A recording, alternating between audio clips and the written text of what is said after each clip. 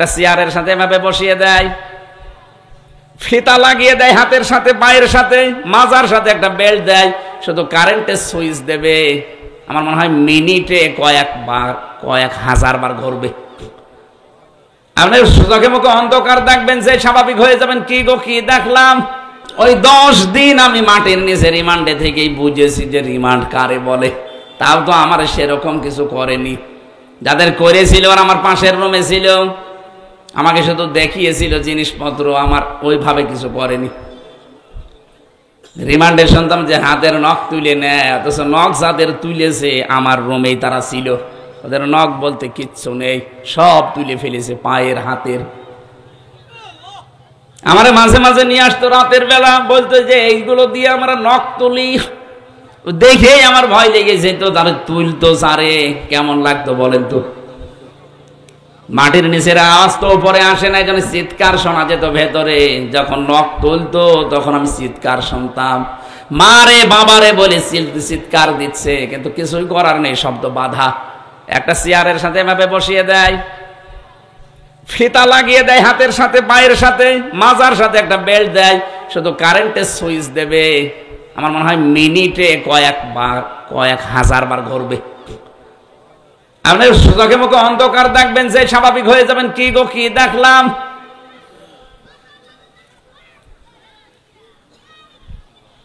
ডিম নিয়ে এসে সামনে রেখে দেয়, বলেন এই যে, মনে হয় যে ডিম খাওয়াবে না, অন্য জায়গায় দেবে। এই দৃশ্যগুলো দেখার পরও আমি বলেছি না, এই মিথ্যা কথা আমি বলতে পারবো না। আমার 11টা না 12টা পয়েন্ট লিখে দিয়েছিল যে এইটা ম্যাজিস্ট্রেটের কাছে যে বলবেন, তাহলে আপনারা কালকে ছেড়ে দেব। যে কি কি আছে পড়ে দেখলাম, সব আকিস গ্রুপের বিরুদ্ধে। আমি আকিসে চাকরি করতাম, ওদের খতিব ছিলাম। ওদেরকে একটা বিপদে ফেলবে, এই কারণে ওদেরকে বিপদে ফেলবে মানে টাকা নেবে। 2 নম্বরে জামাত ইসলামের বিরুদ্ধে, শিবিরের বিরুদ্ধে, দেশের বিরুদ্ধে আমাকে এরা টাকা পয়সা দেয়, আমি যেন দেশের বিরুদ্ধে কথা বলি। এই কথাগুলো ম্যাজিস্ট্রেটের কাছে যে বলবেন না, এত মিথ্যা কথা বলা সম্ভব না, আপনি কি করবেন করেন। এই জন্যই তো টাঙিয়েছিল, মাথায় দড়ি দিয়ে আমার 11 ঘন্টা টাঙিয়েছে। এই কারণে আমার পেছনে হ্যান্ডকাপ দিয়ে বেঁধে দিয়ে, পায়ের সাথে শিকল লাগিয়ে, ডান্ডা বেড়ি দিয়ে, চোখ বেঁধে দিয়েছে কালো কাপড় দিয়ে। আমি ফিরায় 3 ওয়াক্ত নামাজ ইশারায়, 4 ওয়াক্ত নামাজ ইশারায় পড়েছিলাম, নামাজও পড়তে দেয়নি শয়তানরা আমারে। এই দুপুর বেলা নিয়ে গেছে 12টা, 12:30টার দিকে, একবারে রাত 11:30টার সময় নিয়ে এসেছে। সারাদিন ওই মাটির নিচে, ওই ঘরের ভেতরে। জোহরের নামাজ, আসরের নামাজ, মাগরিবের নামাজ, এশার নামাজ কখন হয়েছে আমি জানি না, খালি এশারায় পড়েছিলাম। এই নামাজ পড়ার কথা বললে গালি দেয়। কি হয় নামাজ পড়ি, নামাজ পড়ি, আবার দেখি না ও নাকি নামাজ পড়ে। আবার আল্লাহর ভুল ধরে যে আল্লাহর এই কাজটা ঠিক হয়নি। নরসিংদীবাসী, যে কথাটা বোঝানোর জন্য পর্যন্ত আসলাম, আপনি বলেন যে জাহান্নামের ভয় দেখাবেন না, জাহান্নামে আমার যাওয়া আছে। কি যাওয়া আছে? আপনি জাহান্নাম বোঝেন? বিশ্বনবী জানিয়েছেন জাহান্নামের ভেতরে মানুষের যখন ক্ষুধা লাগবে, জাহান্নামের ভেতরে যখন মানুষের ক্ষুধা লাগবে, ইন্না শাজারাতাস সাক্কুম তুআমুল আসিম কালমহলি ইয়াগলি ফিল বুতুন কাগালিল হামিম খুযুহু ফাগুল্লুহু সুম্মাল জাহিমা সাল্লু। এই আয়াতগুলো যদি কেউ বুঝে বুঝে পড়ে, এমনি চোখ দিয়ে পানি আসবে, ও টেরও পাবে না। এত কঠিন ভয়ঙ্কর খাবারের কথা আল্লাহ দিয়েছেন। সাক্কুম একটা ফলের নাম, ওটা ক্ষুধার কারণে মানুষ খাবে, সঙ্গে সঙ্গে পেটের ভেতরে যা আছে নাড়ি ভড়ি সব পায়খানা রাস্তা দিয়ে বের হয়ে যাবে। জাক্কুম গাছের ফলের বর্ণনা পড়েছিলাম। ওটা খাবারের পরে পেটে যাবে, আর সামনেও বের হবে না, নিচ দিয়েও বের হবে না। একটা গলার কাঁটা যেভাবে বাঁধে ওইভাবে বেঁধে থাকবে। মনে করবে পানি খেলে হয়তো এটা ছেড়ে যাবে। জাহান্নামের টক বগে একেবারে যে পুষ আর রক্ত গরম হচ্ছে, ওটা দিয়ে যখন ভেতরে দিতে চাইবে, মুখের কাছে আসার সঙ্গে সঙ্গে এইগুলো সব ঝলসে পড়ে যাবে। খেতে চাইবে না, দূরে ফেলে দেবে। ফেরেশতারা তুলে এনে ওর একেবারে ভেতরে দেবে, পেটের ভেতরে যাবে ঠিক, ওই ঝাক্কুম গাছের কাঁটাও সরবে ঠিক, কিন্তু দেখবে পেটে আর কিছু নেই, নাড়ি ভুড়ি সব এক জায়গায় হয়ে পেছন দরজা দিয়ে বের হয়ে গেছে। এই আযাব শুরু হচ্ছে একদিন, 2 দিন, 5 দিন না, চলতেই থাকবে এভাবে আযাব। আমি আপনাকে বাঁচাতে চাচ্ছি ভাই, আপনি কোন দলে আছেন, কোন মতে আছেন আমি জানি না। ইসলামের বাইরে যারা চলে, সত্যি যদি তাদের অনুসরণ করেন, ও যদি জাহান্নামে যায়, আপনাকেও যাওয়া লাগবে, মাস্ট বি। যদি আপনাকে আল্লাহ না দেয়, তাহলে আয়াত মিথ্যা হয়ে যাবে। কি কথা বলে না কেন? আপনার জন্য আল্লাহ কোরআনে আয়াত মিথ্যা করে দেবে। আশা করছে আপনি আয়াতগুলো বাড়িয়ে তাফসীর সহকারে পড়েন, যদি হেদায়েত থাকে পরিবর্তন হয়ে যাবেন। আর যদি আপনার কপাল আবু জেহেলের মতো হয়, আমি নবীর উত্তরাধিকারী আমির হামজা না, নবী এসে ওয়াজ করলো, আপনার কিছুই হবে না। এই কোরআন আল্লাহর নবী আবু জেহেলের সামনে পড়েছিলেন, আবু বকরের সামনেও পড়েছিলেন। আবু বকর কোরআন শোনার পরে তার ঈমান যা ছিল ওটা আরো বেড়ে গেছে, আর আবু জেহেল কোরআন শোনার পরে ওর ঈমান বাড়ে নাই, ওর শয়তানি বেড়ে গেছে। এদেশে আমরা দেখতে পাচ্ছি এখন কোরআনের আলোচনা শুনলে যারা হালকা পাতলা ঈমান আছে ওর ঈমান বাড়ে, আর যার ঈমানই নেই, লোক দেখানো একটা বেঈমান, ওর শুধু আবু জেহেলের মতো শয়তানি বাড়ে। আপনি কি আবু জেহেলের মতো মন নিয়ে বসে আছেন, না আবু বকরের মতো? আবু জেহেলের মতো মন নিয়ে আছেন কারা? হাত তোলেন তো। একজন, এই 2 হাত তুলিস, ঠিক আছে, 2 জন আছে, না বুঝে তুলিস। ও আবু জেহেলের মতো মন নিয়ে বসে আছে, ও কিয়ামত পর্যন্ত ওয়াজ শুনলে কিছু হবে ওর? এই ক্যামেরা আবার ওইদিকে মেরে হাত আবার ভাইরাল করে দিও না, যে আবু জেহেলের মতো বসে আছে। না ঠিক আছে, না বুঝে হাত তুলেছে। আমরা আবু জেহেলের মতো মন নিয়ে আছে, কিন্তু এখানে নেই, আশপাশে আছে। কথা বলেন না কেন? এখানে যারা আছি সব আমাদের মন আবু বকরের মতো, যেন যাদাতুহুম ঈমানা, কোরআন শুনলে আমাদের ঈমান বেড়ে যায়। কথা বলেন ঠিক কিনা? আমার লাস্ট এবং ফার্স্ট কথা এইটাই, আমাদের আদর্শ যাদের ঠিক নেই, আপনি মরে গেলে আমির হামজা না, আমির হামজার বাপ দোয়া করলো, আপনি জাহান্নামে যাবেন। মনে করে যে না, এত বড় হুজুর দোয়া করছে, কিসের বড় হুজুর, নবীর দোয়া আল্লাহ ফেরত দিচ্ছে। তার আদর্শ শুধু ঠিক ছিল না, এজন্য আশা করছে আপনিও বুঝবেন। এরপরও না বুঝলে আমা আলাইনা ইল্লাল বালাগ, আমার আর কিছু করার নেই। সূরা আহকাফ একটা মাত্র আয়াত পড়েছি। আজকের আলোচনার বিষয় কেউ কারো নয়। শুনবেন না চলে যাবেন? শুনবেন না? এই দুনিয়াতে আসলে এরকমই, কেউ কারো না। কার জন্য আপনি কি করছেন? আয়াতটা যখন ফেরেশতা নিয়ে আসে, বিশ্ব নবী আয়াতটা শোনার পরে নিজের মেয়েকে ডাকলেন, ফাতেমাতুজ জোহরাকে, হযরতে হাসান হোসাইন তার নাতি, তাদেরকে ডাকলেন, নিজের ফুফুকে সফিয়াকে ডাকলেন, ডাক দিয়ে বললেন, দেখো এই মাত্র জিবরাইল আমাকে জানিয়ে দিয়েছে যে আল্লাহ আমার সাথে কি করবে এটা আমি জানি না, এমনকি আল্লাহ তোমাদের সাথে কি করবে এইটাও আমি জানি না। আমার প্রতি যা ওহী হয় এইটাই শুধু আমি তোমাদেরকে শোনাই, আমি শুধু সতর্ককারী ছাড়া আর কিছু না। ও মা ফাতেমা, তুমি আমার মেয়ে, দুনিয়ায় যতদিন আমার আন্ডারে আছো, আমার সামর্থ্য অনুযায়ী তোমাকে আমি দিতে পারবো, কিন্তু সাবধান, মরণের পরে আমি নবীর মেয়ে, এই পরিচয়ে কিছুই হবে না। এজন্য নিজের কাজটা নিজে করে দুনিয়া থেকে বিদায় নাও। ও হাসান হোসাইন, আমি ভালোবাসি কলিজার চাইতে বেশি তোমাদেরকে, কিন্তু কিয়ামতে আমার নানা নবী ছিল, এ পরিচয় কিচ্ছু হবে না। নিজের কাজ আগে দুনিয়ায় নিজে করে যাও। ফুফুকে বললেন, হে আমার বাবার বোন, আপনি আমার ফুফু, কিয়ামতের দিন এই পরিচয় আপনি দিতে পারবেন না, আমার ভাতিজা নবী ছিল মুহাম্মদ, আমারে মাফ করো না। নিজের চরকায় নিজে তেল দেবেন। নিজের কাজ যদি নিজে করে যেতে না পারেন, কারো উপরে ভরসা করে কোনো লাভ। নবী যদি নিজের মেয়েকে, নাতিকে, ফুফুকে কথা বলতে পারে, আজ বাংলাদেশে কত ভণ্ড নামে পীর আছে, তারা আমাদেরকে অভয় বানিয়ে দিয়ে রেখেছে। কোনো চিন্তা নেই, বাবা আছে। কিসের বাবা? ও বাবারই কি হবে, ও বাবা জানে। এই জন্য কারো উপরে ভরসা করে কোনো লাভ নেই। ফাইদা নফিখা ফিস সূরি ফালা আনসাবা বাইনাহুম ইয়াউমা ইযিন ওয়ালা ইয়াতাসাআলুন। সূরা মুমিনুন 99 নম্বর আয়াতে আল্লাহ 101 নম্বর আয়াতে আল্লাহ জানিয়েছেন, সিংহায় যখন ফুৎকার দেওয়া হবে সঙ্গে সঙ্গে যত রকমের সম্পর্ক ছিল সব কাট হয়ে যাবে। নসবের বহু বচন আনসাব, সব সম্পর্ক কাট হয়ে যাবে। এমনকি কিয়ামতের দিন যখন তুমি উঠবে, পরিচিত মানুষ থাকলে সে তোমার পরিচয়ও দেবে না।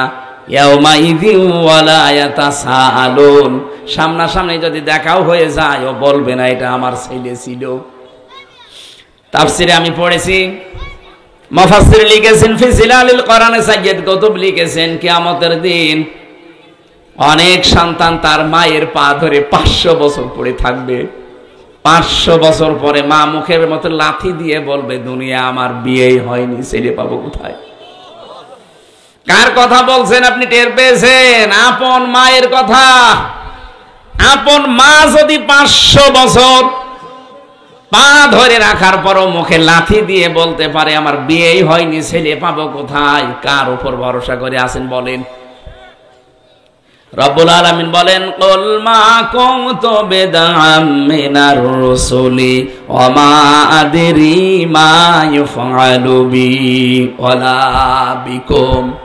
হে নবী, আপনি ভালো করে এটা মানুষকে শোনান যে আমি কোনো নতুন রাসূল না, আমার আগে বহু রাসূল আল্লাহ পাঠিয়েছিলেন, তাদের ধারাবাহিকতায় আমাকে আল্লাহ পাঠিয়েছে। আমি জানি না তোমাদের সাথে আল্লাহ কি করবে, এবং কি আমি এইটাও জানি না আমার সাথে আল্লাহ কি করবে। যদিও পরবর্তীতে নবীর সম্পর্কে আল্লাহ আমার সুসংবাদ জানিয়েছেন, মা তাকদ্দামা মিন যামবিকা, আপনার আগে পরে সবকিছু আমি আল্লাহ ক্ষমা করে দিয়েছি, আপনার চিন্তা নেই। কিন্তু আপনার উম্মতদেরকে জানিয়ে দেন যে তাদের সাথে আমি কি করব, এটা কিন্তু নবীজি বলতে পারেন নাই।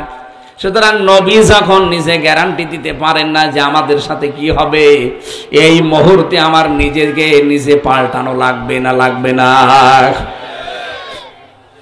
আয়াতের তাফসিরে আমি পড়েছি একটা ঘটনা এসেছে। হযরতে আবু যর রাদিয়াল্লাহু তাআলা আনহু বর্ণনা করেন, নবীজির আপন মেয়েটা যখন ইন্তেকাল করে ফাতেমাতুজ জাহরা কবরে নিয়ে গিয়েছিলাম। নিজে কবর খোঁড়ার পরে কবরের উপরে দাঁড়িয়ে বললাম, হে কবর, তুমি জানো আজকে তোমার ভেতরে কারে রাখা হবে? এখানে রাখতে যাচ্ছি আজকে হযরতে আলীর স্ত্রী, যাকে আল্লাহ তামাম দুনিয়ার কাফেরদের জন্য বাঘ বানিয়ে পাঠিয়েছিলেন। সাবধান, হযরতে আলীর স্ত্রীর সাথে বিয়াদবি করবা না। কোনো আওয়াজ নেই। দ্বিতীয় নম্বরে বললেন, তোমার ভেতরে জান্নাতের সর্দার হবে যুবকদের, হযরতে হাসান হুসাইন, তার মাকে রাখতে যাচ্ছি, বিয়াদবি করবা না। তৃতীয় নম্বরে তিনি ঘোষণা দিলেন, জানো তোমার ভেতরে কারে রাখছি? জান্নাতের মহিলাদের নেত্রী হবে সর্দারিনী ফাতেমাতুজ জাহরাকে, বিয়াদবি করবা না। তিনবারের পরে কোনো আওয়াজ যখন আসে নাই, হযরতে আবু যর বলে, নবীর মুখে শুনেছিলাম কবরে নাকি এই এই এই হয়, কই কোনো আওয়াজ তো পাই না। এবার তিনি চতুর্থ নম্বরে বলেছিলেন, কবর, আমি নবীর মুখে বহু কথা শুনেছি তোমার সম্পর্কে, তোমার ভেতরে যারা রাখছি তিনি কিন্তু বিশ্ব নবী মুহাম্মদ রাসূলুল্লাহর কলিজার টুকরা মেয়ে ফাতেমা। খবরদার খবরদার, বিয়াদবি করবা না। হঠাৎ কবরের মানুষের মতো কথা বেরিয়ে আসছে, আবু যর কান খাড়া করে শোনো আর মানুষকে শুনিয়ে দাও। আমি হযরত আলীর স্ত্রী চিনি না, জান্নাতের নেত্রী ফাতেমা চিনি না, হাসান হোসাইনের মা চিনি না, বিশ্বনবী মুহাম্মদ রাসূলুল্লাহর মেয়েকেও চিনি না। কাজকর্ম যদি দুনিয়ায় ভালো থাকে আমি জান্নাত হয়ে যাব, কাজ যদি ভালো না হয় আমার ভেতরে আসলে আমার আচরণ টের পাবে। একদিক থেকে শুধু একটা চাপ দেব, এই পাশের হাড় ওই পাশে গিয়ে মিশবে। হযরত আবু যর বলেন, ওই দিন আমি একটা চিৎকার দিয়ে কবর থেকে উঠে পড়লাম, জীবনে আর কোনোদিন সংসার করার সাহস পাইনি। নবীর মেয়ে ফাতেমাতুজ জাহরা এত বেশি পর্দাশীলা ছিলেন, এই পৃথিবীতে এত বেশি পর্দার কথা আমি আরো কারো জীবনে পাইনি।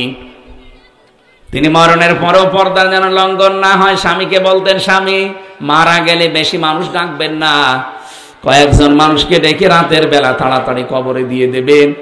দিনের বেলা যদি জানাজা করেন হাজারো মানুষ আসবে, হয়তো উপরে কাপড় দিয়ে ঢাকা থাকবে, এর উপরেও অনেক মানুষ আমাকে দেখে বলবে নবীর মেয়ে এরকম মোটা ছিল, এরকম লম্বা ছিল। মরণের পরও আমার পর্দা ঠিক রাখা লাগবে, এটা যেন লঙ্ঘন না হয়। মা বোন যারা এসেছেন, সম্মানিতা মা বোনেরা, আপনার অবস্থান কোথায়? তিনি মরণের পরও যেন পর্দা লঙ্ঘন না হয় সে ব্যাপারেও সতর্ক। আর আমরা নিজেদের যত রকম গোপন অঙ্গগুলো আছে এগুলো আরো মানুষকে দেখাতে পারলে নিজেকে ধন্য মনে করে। আমি শয়তানের প্রথমে কয়েকটা কাজ কারবার বলছিলাম না, যে অহংকারী, শয়তান অপচয়কারী। শয়তানের আর একটা বড় কাজ হচ্ছে শয়তান যৌনতা ছড়াতে ভালোবাসে। ও কিন্তু জান্নাত থেকে আদম এবং হাওয়াকে বের করে দেবে এই উদ্দেশ্য তার প্রথমে ছিল না। শয়তানের প্রথম উদ্দেশ্য ছিল আদম আর হাওয়াকে আমি উলঙ্গ করে দেখব। বলেন নাউজুবিল্লাহ। এজন্য যৌনতা ছড়াতে যারা ভালোবাসে, নিজেকে উলঙ্গ করে মানুষকে দেখাতে যারা ভালোবাসে, বুঝবেন ওটাকে শয়তান দখল করে ফেলেছে। আজকে মাওলানা আলমগীর সাহেব যদি বাড়ি যায়, স্ত্রীকে সালাম দেওয়ার পরে স্ত্রী যদি বলে কুকুরের বাচ্চা, ওনার রাগ হবে? রাগ হবে ওনার? না না, জ্ঞানী মানুষ হলে রাগ হবে না, চিন্তা করবে আমার শিক্ষিতা মেয়ে, এ ধার্মিক বউ, একটা ভালো বংশের মেয়ে, কোনোদিন আমার মুখের ওপরে মুখ তুলে কথা বলে না, আজকে আমারে গালি দিচ্ছে শুকুরের বাচ্চা, কুকুরের বাচ্চা। অবশ্যই এর জিনে ধরেছে। কিসে ধরেছে? স্বাভাবিক নেই, আরে ভূতে ধরেছে, জিনে ধরেছে। ওগুলো চলে গেলে আবার ঠিক হয়ে যাবে। স্বাভাবিক থেকে অস্বাভাবিক আচরণ করলে যদি জ্ঞানী মানুষের কথা বলতে পারে যে আমার বউ ভূতে ধরেছে, জিনে ধরেছে। আপনি যখন দেখবেন আপনি যৌনতা ছড়াতে ভালোবাসেন, যেগুলো দেখানো দরকার স্বামীকে ওগুলো পাবলিককে দেখান, মনে করবেন আপনি আর মানুষ নেই, আপনাকে শয়তান দখল করে ফেলেছে। এরকম মহিলা দেশে নেই? কোরআনে কারীম বারবার সতর্ক করছে মেয়েদেরকে। আমি জানি শুধু নামাজ পড়ে, শুধু রোজা রেখে এই পৃথিবীতে শুধু নামাজ পড়ে রোজা রেখে আপনি জান্নাতে যেতে পারবেন না। দুইটা কাজ খুব বেশি করা লাগবে, একটা পর্দা আর একটা স্বামীর হেফাজত। স্বামী এই বিষয়টা যদিও ছোট্ট মনে হচ্ছে, ওর মর্যাদা কত বেশি আপনি জানেন। সম্মানিতা মা বোনেরা, নবীজি বলেন আমি যদি এই পৃথিবীতে আল্লাহ বাদে সেজদার অনুমতি দিতাম, মেয়েদের কানের কাছে মুখ নিয়ে বলতাম স্বামীর পায়ে সেজদা করো। আপনি বোঝেন তার মর্যাদা কি, কোথায় আল্লাহ তাকে রেখেছেন। হযরতে খাদিজাতুল কুবরা জীবনে এক ওয়াক্ত নামাজ পড়েননি, একটা রোজা রাখেননি, একবারও হজ করেননি, 1 টাকা যাকাতও দেননি, কারণ এগুলো নাজিল হয়েছে তার সব ইন্তেকালের পরে। অথচ তার জন্য আল্লাহ জান্নাতে একটা ঘর আলাদা বানিয়ে পাঠিয়ে দিয়েছে, যেটা সুসংবাদ দাও জিবরাইল, নবীকে বলো তার স্ত্রী খাদিজার জন্য ঘর আল্লাহ জান্নাতে অলরেডি বানিয়ে রেখেছে। কেন তার জন্য ঘর বানিয়েছে? একটাই মাত্র কারণ ছিল, দুনিয়াতে তিনি স্বামীর খেদমত করে খুশি করে ফেলেছিলেন। এই জন্য নবীজি খাদিজা ইন্তেকারের পরও ভুলতে পারেননি। মাঝে মাঝেই বলতেন আল্লাহ কিয়ামতে যখন সবাই সবাইকে ভুলে যাবে, আমি যেন কঠিন ময়দানে আমার খাদিজাকে ভুলে না যায়। কি করেছিলেন যে কিয়ামতের কঠিন ময়দানেও আপনাকে ভুলতে চাই না, আর আপনি বেঁচে থাকতেও বেচারা আর একটা বিয়ে করতে চাই। মেয়েদের যে সমস্ত কাজ কারবার গুলো আছে অধিকাংশ মেয়েরা ওগুলো পালন করে না, এই জন্য বাংলাদেশে পরকীয়া প্রেম বাড়তে আছে। 1 নম্বরে ইদা নাজারা ইলাইহা সাররাতুহু, স্বামী যখন বাইরে থেকে আসবে যত গুরুত্বপূর্ণ কাজ থাক সব বাদ দিয়ে স্বামীকে খুশি করা লাগবে। হয় কথাবার্তা দিয়ে, আচার আচরণ দিয়ে, দরকার কাতুকুতু দেবেন। কি কাতুকুতু দেওয়া যায় নাই? অসুবিধা কি? এটা আপনার আসল কাজ। এইটা অনেক স্বামী আপনার কাছ থেকে পায় না, এই জন্য অনেক মানুষ দেখা যাচ্ছে লাইন করে, ওই দেখেন চিল্লাচ্ছে। তার মানে ও লাইনে আছে, আপনি করবেন, আপনার জন্য গোনা নেই। কারণ আপনার স্ত্রী তো আপনাকে রেসপন্স করে না, কি করবেন আপনি?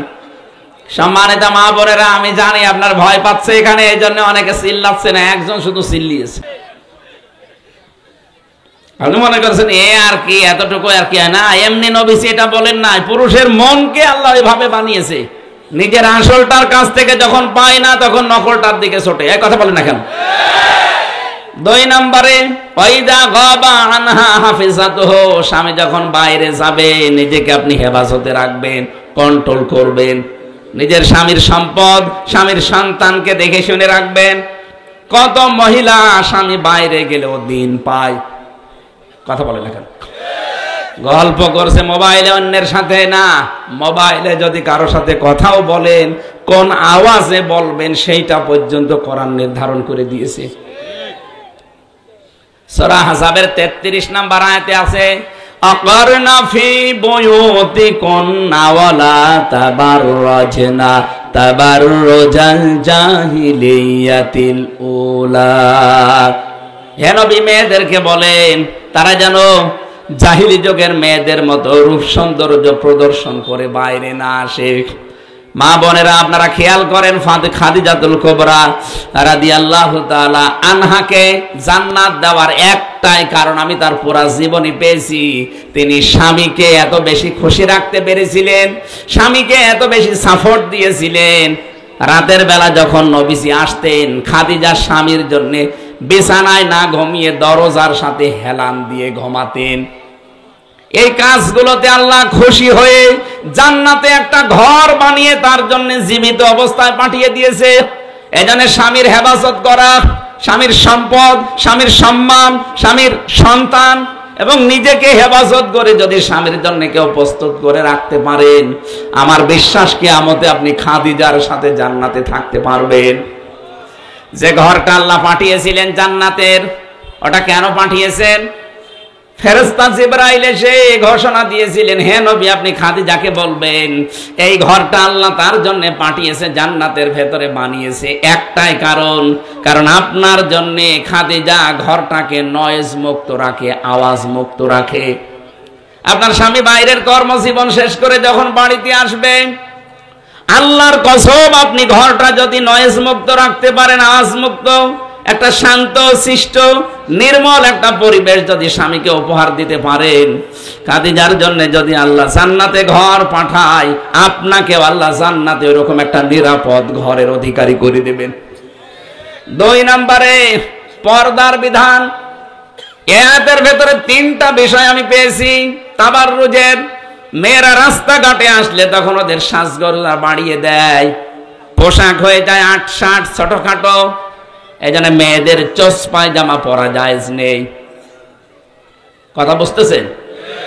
অনেক মেয়ে দেখি 22 বছর 20 বছর বয়স, অথচ বাবার সামনে হাফ প্যান্ট পরে বসে বসে টিভি দেখতেছে। সেদিন কোন জায়গায় যেন গিয়েছিলাম, মৌলভীবাজার না কোথায়, যে বাড়িতে নিয়ে গেল আধুনিক পরিবার,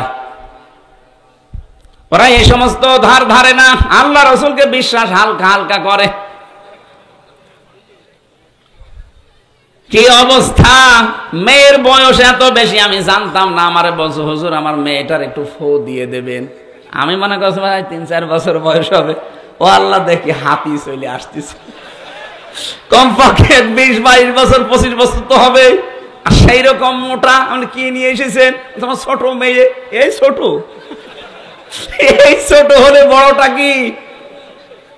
তাড়াতাড়ি নিয়ে যান, দোয়া মোয়া করা লাগবে না, দোয়া করতে হলে আমি দোয়া হয়ে যাব, ও দোয়া লাগবে না, নিয়ে যান, পানি নিয়ে আসেন, পড়ে দিচ্ছি।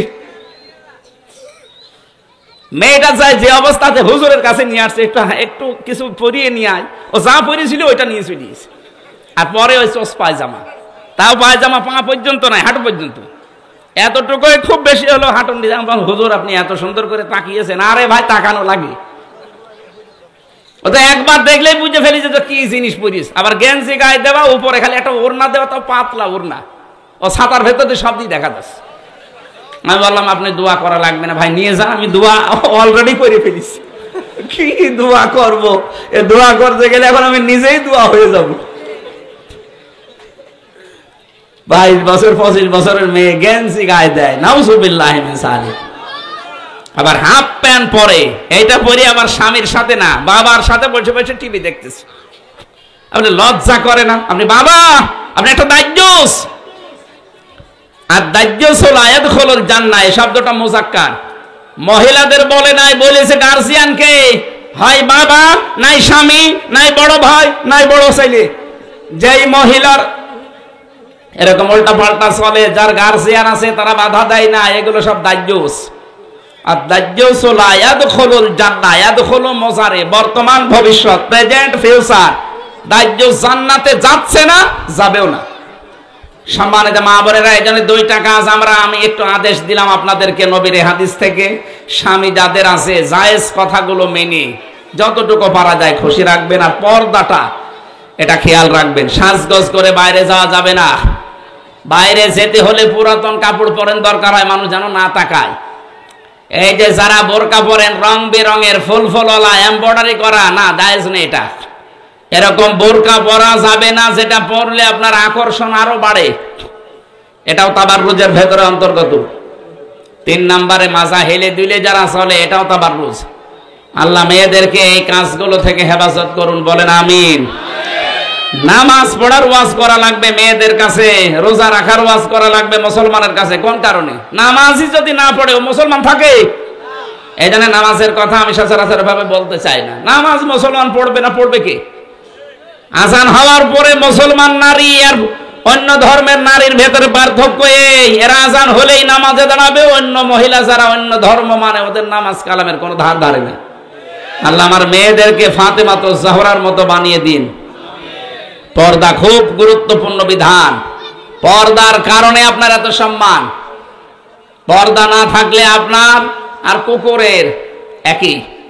কারণ কুকুর দেখবেন 2.5 হাত, 1.5 হাত, 2 হাত, 1 হাত, এত বড় বড় লেজ হয়। আমি বাইরের দেশের কুকুর দেখেছি, অত বড় বড় লেজ, অথচ লেজ পুরা উল্টা করে 3-4 ভাঁজ করে লজ্জার স্থান দেখায়, মানুষকে দেখায় যে যা দেখবি দেখ।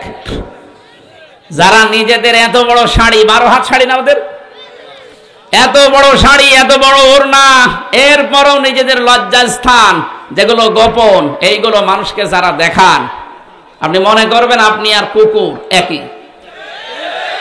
এখন নিকৃষ্ট কথা বলা ঠিক না, তারপরও বলে ফেললাম। সম্মানিত মা বোনেরা, আশা করছি পোশাক আশাক শালীন করবেন। 4 পিস কোথায় গেল? 3 পিস, 3 পিস কোথায় গেল? 2 পিস।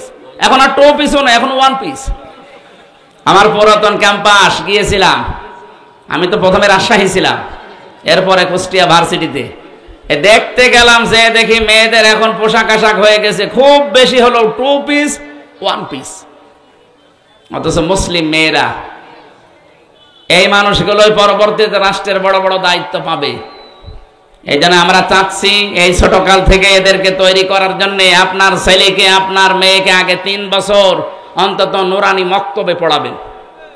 3টা বছর ওকে ট্রেনিং দিয়ে দেন, এরপরে যেখানেই দেবেন ওকে আর বিপদগামী করার মতো কেউ সামনে নেই।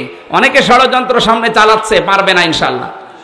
আমি আপনাকে গ্যারান্টি দিতে পারি, 3 বছর আপনার ছেলেকে হোক মেয়েকে হোক আগে পড়িয়ে নেন। ওর ভেতরে যেটা আল্লাহ তৈরি করে দেবে 3 বছরে, কোরআনের কারণে আর হাদিসের কারণে, ও যত বড় জায়গায় যাবে অন্তত কোনো দিন ও নেশাগ্রস্ত হবে না। কত মেয়ে এখন নেশা করে জানেন আপনি? নেশাগ্রস্ত হবে না। 2 নম্বরে শুধু নেশাগ্রস্ত না, শেষ বয়সে আপনাকে বৃদ্ধাশ্রমে দিয়ে আসবে না। আমার মেয়ে তো আল্লাহ চাইলে দেয়নি, মেয়ে দিয়েছে, আমি তো ওইভাবে তৈরি করছি। আপনিও তৈরি করেন, শেষ বয়সে গ্যারান্টি দিয়ে দিলাম। আমি একেবারে খোলাখুলি বলছি, মেয়েকে যদি চরিত্রবান এবং মেয়েকে দায়িত্বশীলা হিসাবে গড়ে তুলতে চান, পরিবারের স্বামীর এবং বাবা মার, আপনি ইসলামী ছাত্রী সংস্থায় নির্দ্বিধায় ভর্তি করে দিবেন। এটা একটা নিয়ামত, একটা প্রতিষ্ঠান। আপনাকে আমি গ্যারান্টি দিতে পারি, আপনার এই মেয়েটা যদি লেখাপড়া করে একেবারে বাংলাদেশ শেষ করেও আসে, কোনো দিন আপনার মুখের উপরে মুখ তুলে কথা বলবে না। যদি বলে এরকম কোন মেয়ে যদি দেখাতে পারেন যে একেবারে ছোট থেকে একেবারে শেষ পর্যন্ত এই ছাত্রী সংস্থায় থাকার পরে ও মুখ তুলে কথা বলে, আমি ওয়াজ করা বন্ধ করে দেবো। দেখান, যদি 2-1টা হয় সেটা মানুষ না, ওটা শয়তান। এত বড় বাইন্ডিং এর ভেতরে থেকেও যদি নষ্ট হয়ে যায় তে আর কিছু নেই বাংলাদেশে।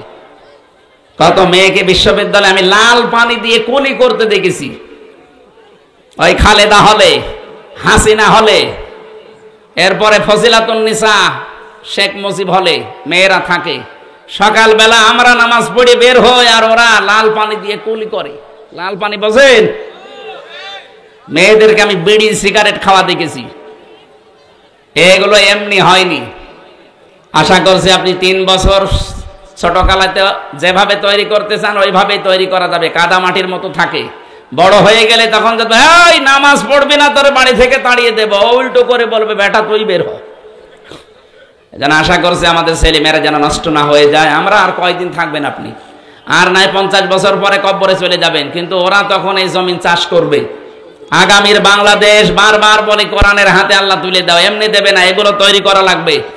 জালেমরা চেষ্টা করছে অন্য কায়দায়, আমরা চেষ্টা করব পুরা উল্টা। আল্লাহ আমাদের তৌফিক দিন, বলেন আমিন।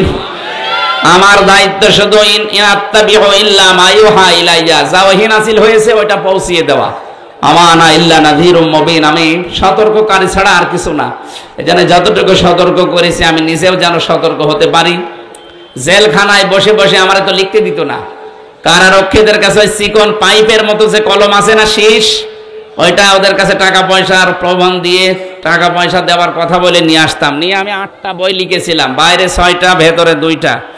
একটা মেয়েদের জন্য আছে আদর্শ নারী, 6 জন মানুষের জীবনে দিয়েছি, এখানে অথেন্টিক ভাবে দেওয়া আছে, এটা নিয়ে মেয়েদেরকে পড়াইন। আর একটা আছে দাম্পত্য জীবনের কলহ এবং তার সমাধান, পুরুষ এবং মহিলার 2টাই।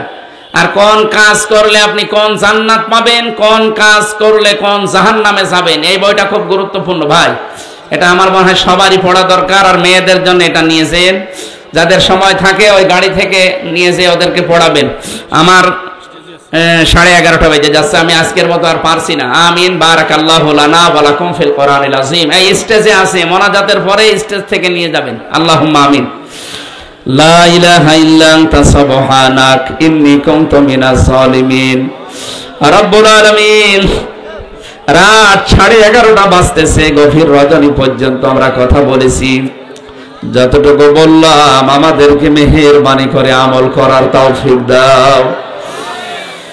এই আয়াত থেকে এইটাই বুঝেছি, কেউ কারো না, নিজের কাজ নিজেকেই করা লাগবে।